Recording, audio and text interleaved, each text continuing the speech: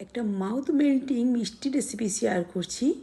এত সুন্দর স্বাদ, একদম দারুণ দারুণ, মুখে দিলেই মিলিয়ে যাবে, আর করতেও খুব কম সময় কম উপকরণে হয়ে যায়। চলুন দেখে নিই রেসিপিটা করতে আমাদের একটা নারকেল নিয়েছিলাম। সেই নারকেলটাকে ভালোভাবে কালো অংশটা বাদ দিয়ে কুড়িয়ে নিলাম। সেটাকে প্যানটা গরম করে নারকেলটা দিয়ে কিছুটা সুজি দিয়ে আমি আর একটু খানিক্ষণ নাড়তে রাখলাম। যখন নারকেলটা নরম হয়ে এলো, সফট হয়ে এলো, সেখানে আমি আখের গুড় দিয়েছি। এখানে আপনি ভেলি গুড় কিংবা পাটালি গুড় যে কোনো গুড়ই ব্যবহার করতে পারেন। আমার আখের গুড়টা একটু ভালো লাগে, তাই জন্য দিয়েছি।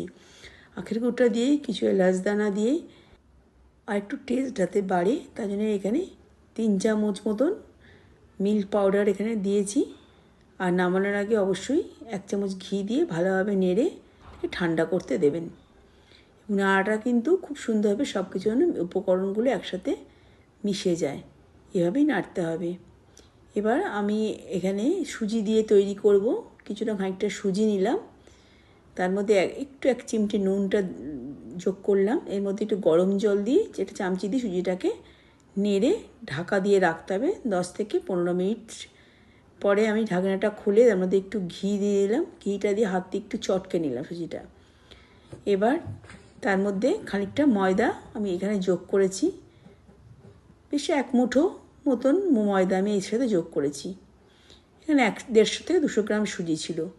ভালোভাবে ময়দাটাকে চটকে সুজির সঙ্গে একদম মিলিয়ে প্রচণ্ড সুন্দর করে মাখতে হবে, যাতে প্রতিটা জিনিস মিশে যায়। তারপরে কিছুক্ষণ ঢাকা দিয়ে রাখার পরে এরকম ছোট্ট ছোট্ট লুচির আকারে বেলে নিয়ে একটা গোল গোল পাকিয়ে ওই পুরটা তৈরি করলাম, তার মধ্যে দিয়ে এরকম একটা মোল্ড দিয়ে শেপ নিয়ে নিলাম।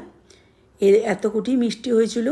আর আপনারা যদি পারেন হাত দিয়েও শেপ তৈরি করতে পারেন। মোল্ড না থাকলে 15 মিনিটের মতন ভাপিয়ে অল্প দুধটাকে প্রায় নিতে হবে। অল্প দুধ নিয়ে নিলাম। দুধটার মধ্যে গুঁড়ো দুধ, এলাচ, অল্প 1 চামচ ঘি দিয়ে দুধটাকে ফুটিয়ে কমিয়ে আনলাম, যাতে দুধটা যেন নিচে না লাগে, তার থেকেও খুন্তি নাড়াতে হবে। দুধটা গরম অবস্থায় মিষ্টিগুলোর ওপরে দিয়ে দিতে হবে। আর বাড়িতে যে ড্রাই ফ্রুট থাকে সেগুলো ডেকোরেট করে পরিবেশন করুন। নরম তুলতুলে একটা মাউথ মেল্টিং মিষ্টি। নমস্কার।